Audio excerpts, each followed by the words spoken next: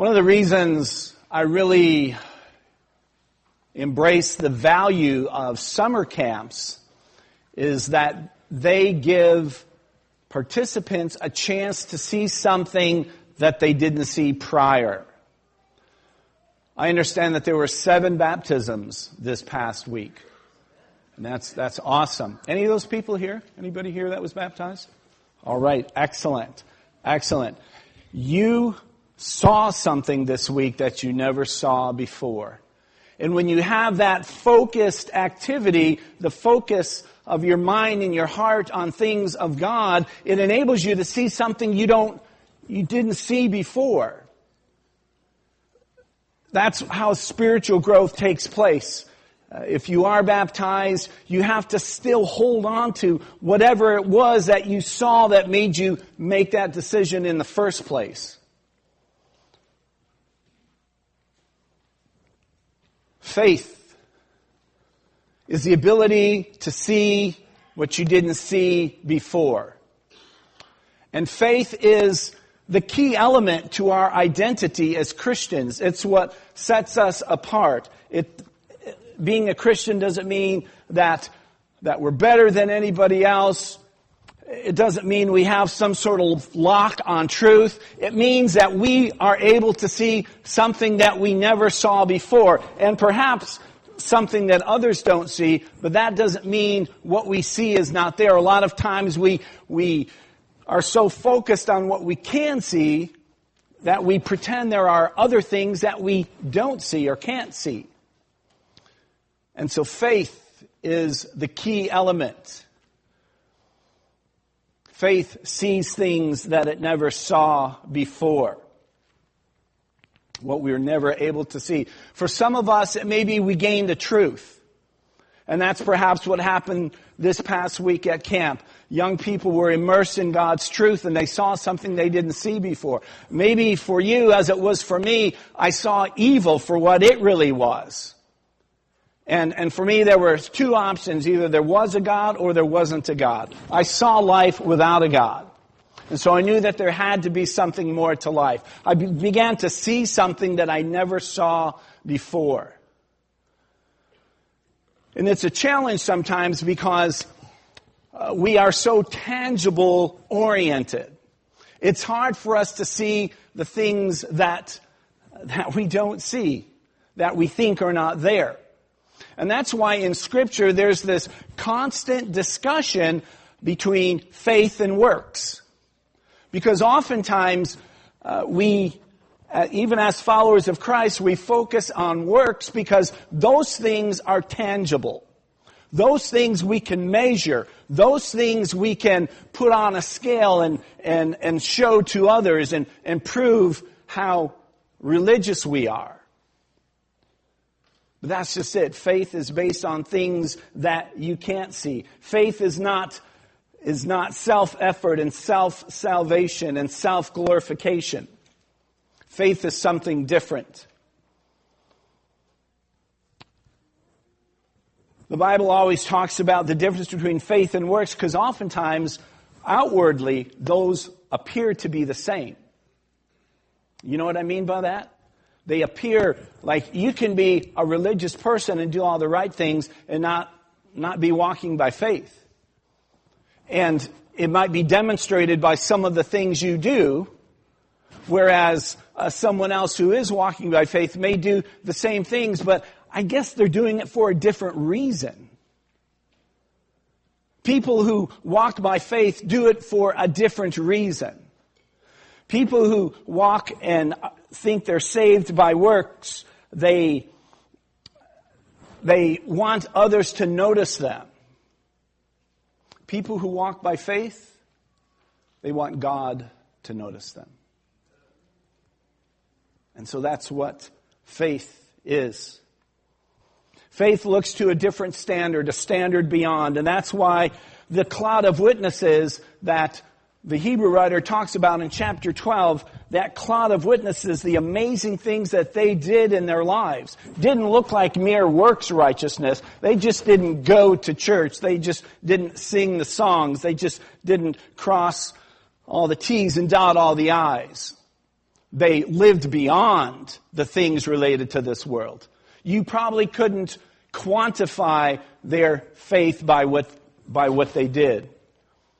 Because if we're doing things for God, oftentimes no one else is going to see it.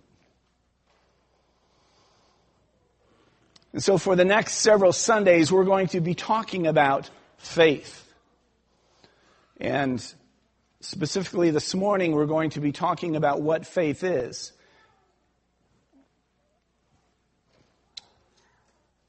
And the first part of the section that John read this morning is our text. And let's just read it again. It says, "Now faith is the reality of what is hoped for, the proof of what is not seen. For our ancestors won God's approval by it. By faith we understand that the universe was created by God's command so that what is seen has been made from things that are not visible." And that's what I mean by when I say that people of faith see things that they never saw before. And it doesn't mean those things aren't there. It just means we never noticed it, or we never felt like we needed to pay attention to it. Or we were comfortably numb because of our comfortable lives. Then something comes in and disrupts that. And we realize faith is all we have. This passage makes 4 statements that help us to define what faith is. And the first is, it says, faith is the reality of what is hoped for. The reality of what is hoped for. That lends to something that's genuine, that's something that's tangible. What we believe as Christians is of substance. There's something meaty to it. There's something that you can grasp onto. The reality of what is hoped for. That means what I hope to happen in the future in regards to my relationship to God, it has substance. God is real. That's what that means. So by faith, I understand that God is real. The proof of what is not seen. That statement talks about action. That statement comes from the first one, and they're kind of related. Some people say they're parallel statements, but one talks about the content of what you believe. The other one talks about the action that follows because of that content. If you believe something, aren't you going to act on it? Isn't there going to be a demonstration, a proof of what you believe? Should be. Should be. If it's missing, if the action is missing, it means maybe we don't have faith. Or at least not from this perspective. The third statement that's made here is the fact that this is what God approves. What do you care more about? Do you care about being accepted and approved by your peers? Or do you care more about being accepted and approved by God? Somebody's phone's reading the passage for us. Just pull the battery out. I love it. And the fourth statement.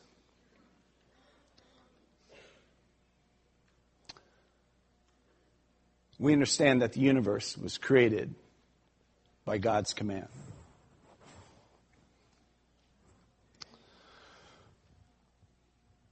We have no question about where humans came from.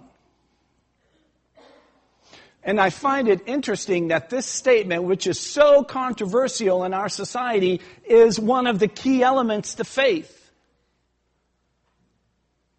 Do I have to believe that God created everything? Yeah, you do. If you want a faith that's approved by God.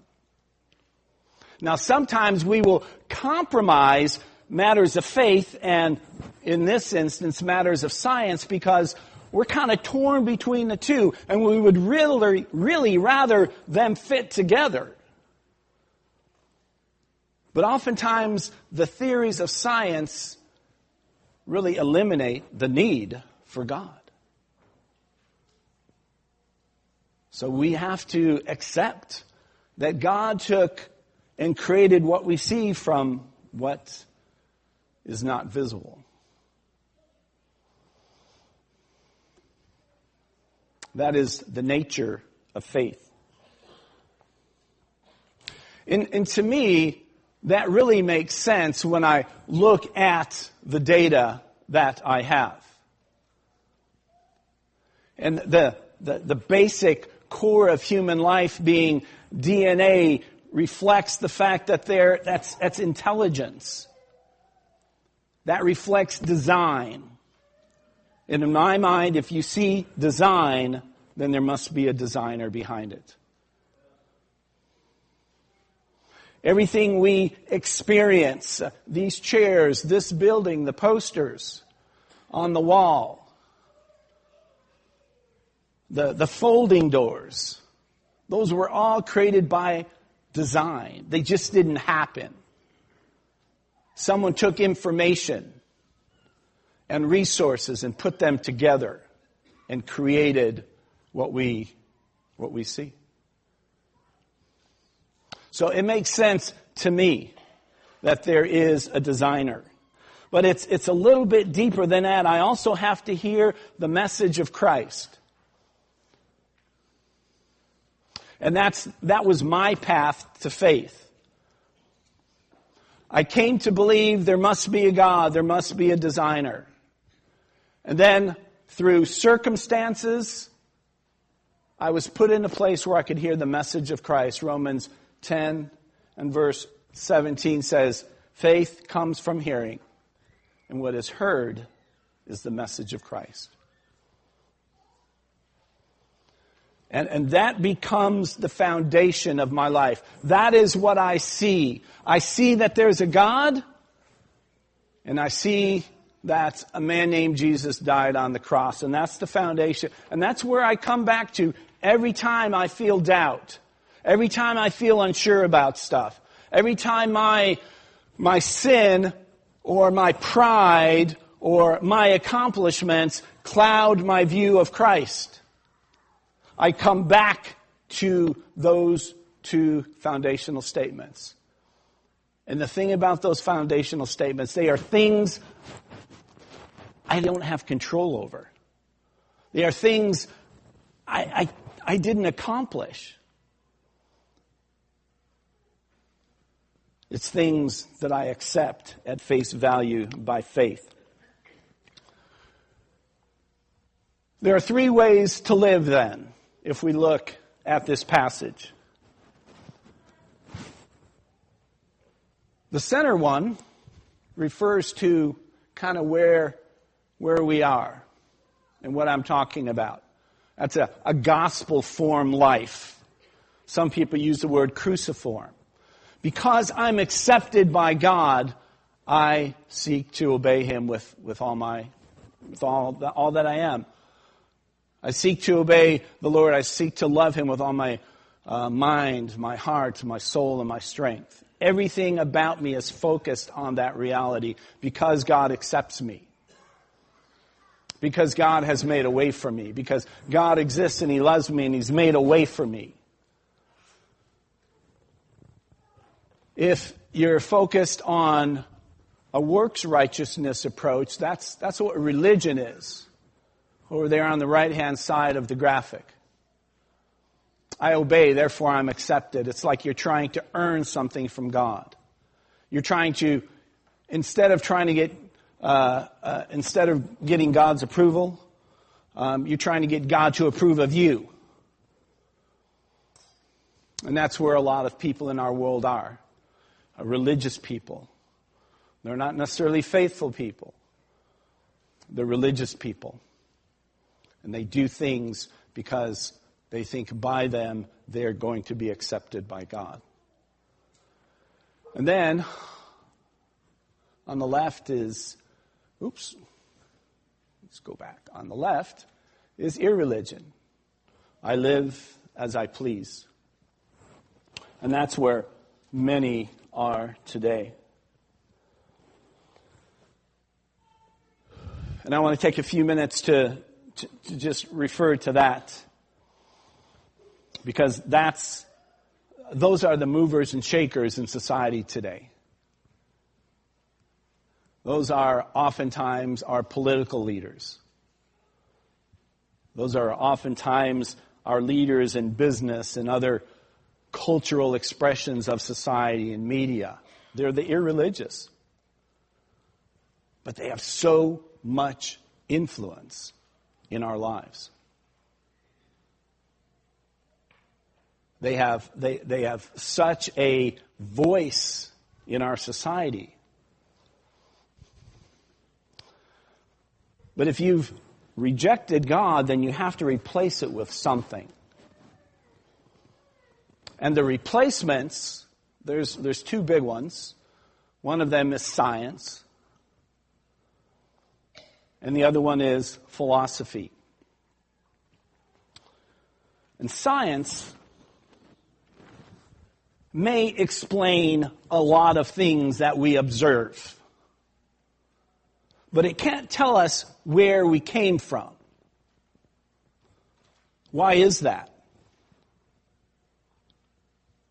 We can't observe that. The beginnings of life are not observable. Now, we think we can take a model and roll it back and use it as an explanation. We call that a theory. And there have been many theories that have been proposed to explain where humans came from. You may be able to rattle off 3 or 4 of those, and some of them may have caught your attention and caused you to doubt a little bit whether or not there's really a God. The interesting thing about theories is that for the new theory to take hold, then you have to disregard the theory before. So let's get this straight. The theory that science has given us is convincing. It kind of makes sense of what we can observe. And so we accept it. We accept it as truth. You know, a lot of people have a lot of faith in their theories.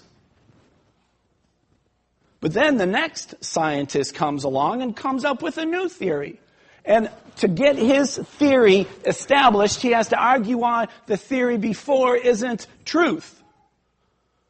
So the theory that caused you to stumble in your faith and maybe misbelieve that there is a God was argued away by the same people who proposed it. You follow me on that?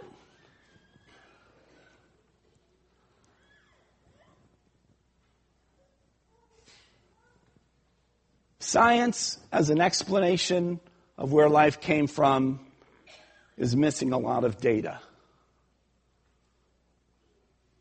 We can't put our faith in that. The other one is philosophy. Philosophy, for a lot of people, gives meaning. It has some explanations for life and how to live it. The word philosophy really means the love of wisdom. But oftentimes, the philosophies that we encounter in life are not very wise. We just like it because somehow it makes sense. As philosophies began to separate themselves from the idea of God, because at one time, not all of thought, but we could say that there was a unity of knowledge. Many of the early scientists were very strong followers of Jesus. Were very committed theists. And they saw the laws of science as given by God. And, laws of science generally, not generally, they're predictable. And the Christian scientist honors God because these laws always work. And it points them to an amazing creator. Philosophers, too, they tried to put the principles of Scripture in everyday life so people could live that out. But then spirituality was separated from the other two. We have these three branches of knowledge. We have science, we have philosophy, and we have theology. Theology was thrown out because there is no God, or we don't know about God. They won't admit they don't know all about science or even all about philosophy. And the problem with philosophy is that when you take ultimate meaning away, you're left with that which is meaningless. When you take the meaning of God away from philosophy, meaning is what you make it. And that's where the philosophers went. Humanism used to be understood as the amazing creation of God. And when you separate God, you just have an amazing creation, but no explanation for where it came from and why it's here. And so that's what philosophy does. It tries and gives meaning to life and ways to live by. But if there's no God, then there's no meaning. So what do? And that's where existentialism came from. And you know what existentialism means? Find your own meaning. Do they still teach that in philosophy? Existentialism? Yeah. That's what it means. Find your own meaning. Well, that leaves it pretty much open for whatever you want. Is that not true? Out of philosophy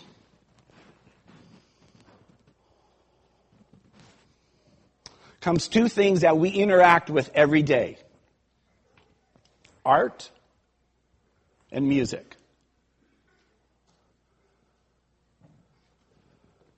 A lot of times we say we like a song because we like the beat,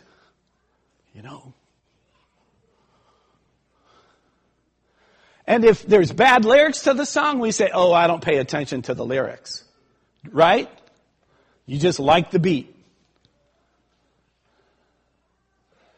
The person who wrote that song is trying to get an idea across to you.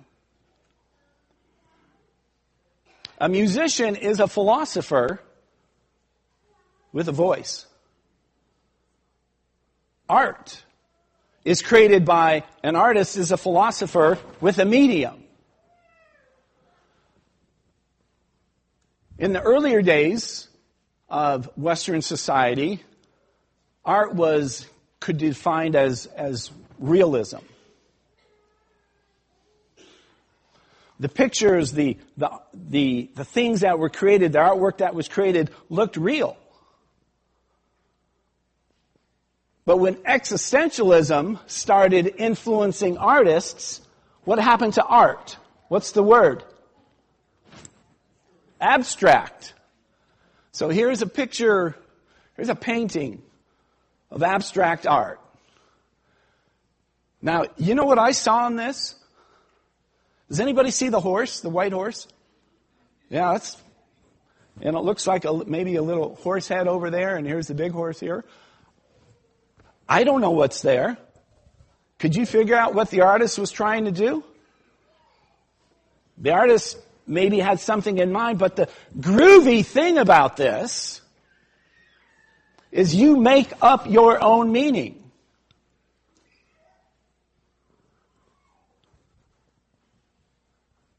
One artist said, I want to express a certain feeling and emotion by creating an entire environment for the viewer to walk into or observe from afar. I use materials in a direct and simple way, not transforming or altering them greatly from their natural state. I prefer to keep my pieces as broad and non-objective as possible to allow the viewer to bring their own interpretations drawn from their own experiences. And that's okay for art. I'm not hating on abstract artists here. But it's not a good way to live your life. You, me, humans, rarely make a good standard by which to determine what is good and what is bad. Because let's be honest, how do we usually determine what is good and what is bad? How I feel about it. And there are some things we should not feel good about.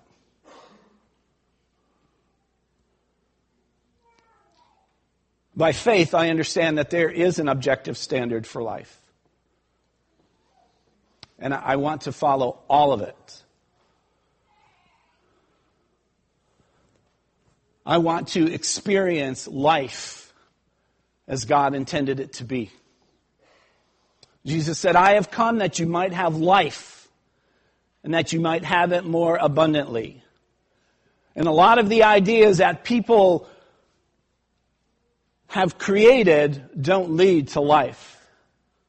That might lead to a little bit of pleasure, but it doesn't lead to life. Has anybody done this challenge course element? It's called the leap of faith. You see the young person standing on top of a pole. Have you ever stood on top of a pole like that? It is one of the freakiest things you will ever do. Several years ago, Brian, is Brian here?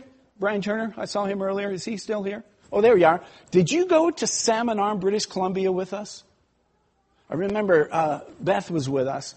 But there was a lake that we would go to, and there was these posts in the middle of the lake, and we would shimmy up those posts. Anybody remember that?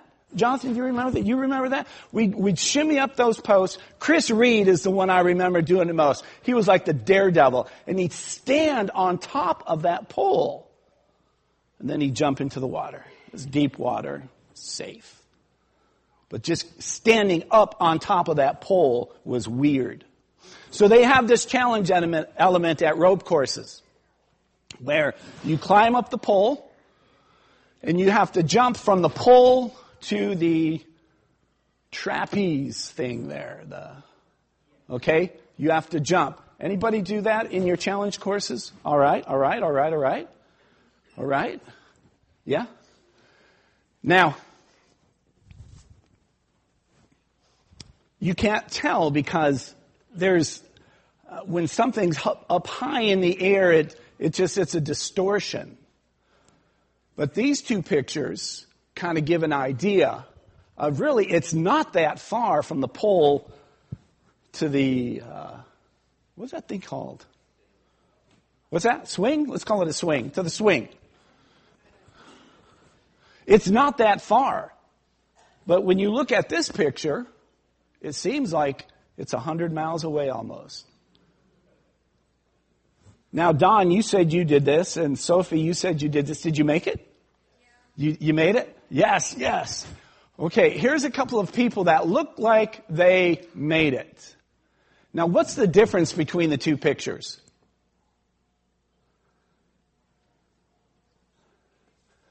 One is determined to get there. That person is all stretched out. Their whole body is heading toward a goal, to grab that swing. The other person, they look kind of hesitant. They're not stretched out. All of their muscles are not focused on that goal. And that person may have made it, but they didn't like it.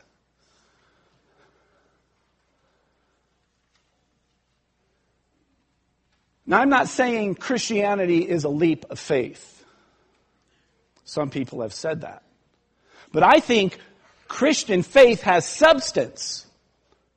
And I prove that substance by my action. This demonstrates the fact that because I believe, I will do something that appears to be crazy in the eyes of the world.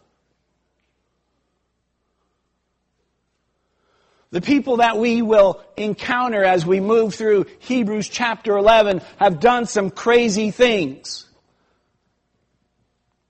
But they trust God just like these people trust the equipment. They trust the guy on the ground who's belaying them and holding the rope. You know, in the lower picture, that person really trusts and so is willing to jump out there and grab.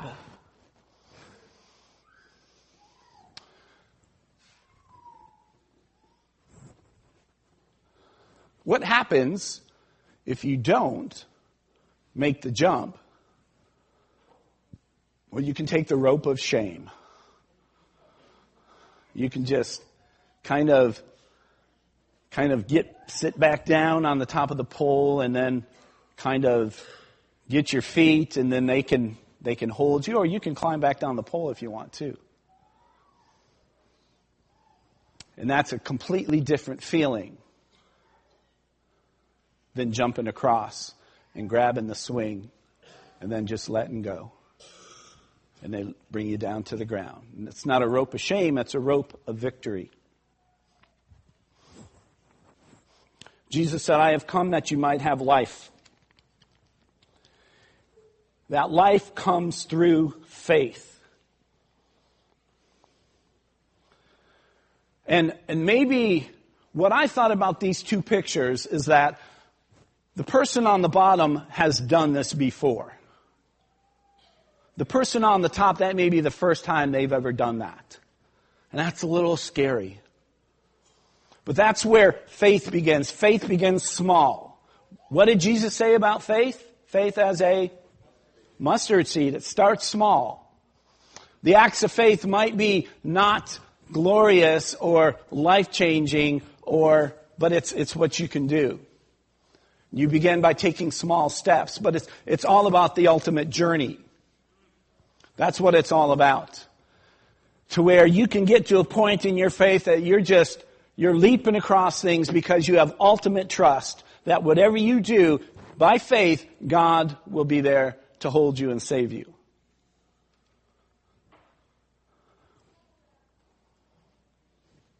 And so God is either everything in your life or He's nothing.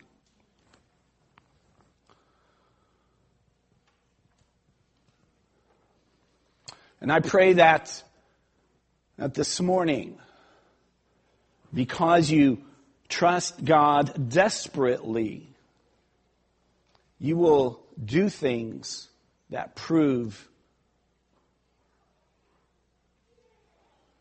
that show your conviction, that prove your faith.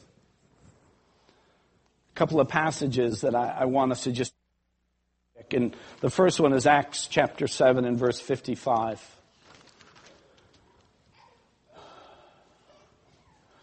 If you read, this is the story about Stephen and his death as the first Christian martyr. It's what it says in the heading of my copy of the Bible. And if you read the things that he is saying in his message here, you might say, Stephen, I wouldn't say that. And then as it moves along, you'll say, man, I wouldn't have said that. You're really ticking these people off. And as you move on through and you read what he's saying, and he's telling them the truth.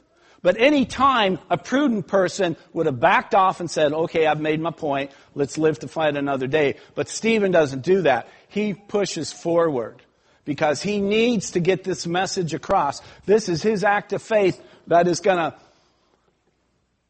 He didn't know it would cost him his life, but he was willing to go all the way. And because of that, he saw something that I pray in some way you will be able to see. Verse 54 says, when they heard these things, they were enraged in their hearts, talking about the people that Stephen was talking to, and gnashed their teeth at him. But Stephen, filled by the Holy Spirit, gazed into heaven and saw God's glory with Jesus standing at the right hand of God and said, "Look, I see the heavens open and the Son of Man standing at the right hand of God." That made them even madder. But because of his faith, he was able to see what others couldn't see. And I pray that for you. And that your lifestyle comes out of that conviction. That no matter what I do, by faith, in keeping with God's truth, God will protect me. God will take care of me. One more passage. 1 Corinthians chapter 2, verse 6.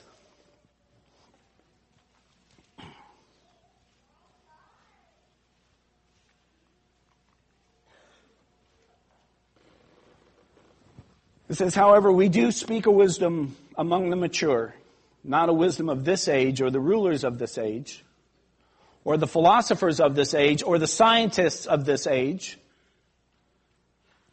who are coming to nothing. On the contrary, we speak God's hidden wisdom in a mystery, a wisdom predestined before the ages for our glory." That means this is something that God has presented, and he's wondering, do you see this? None of the rulers of this age knew this wisdom, for if they had known it, they would not have crucified the Lord of glory.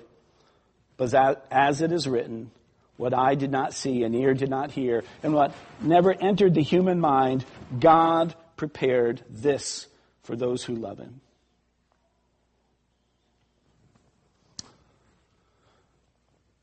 This morning, I pray that because God is everything, that you are able to see clearly what God has prepared for those who love him, for you.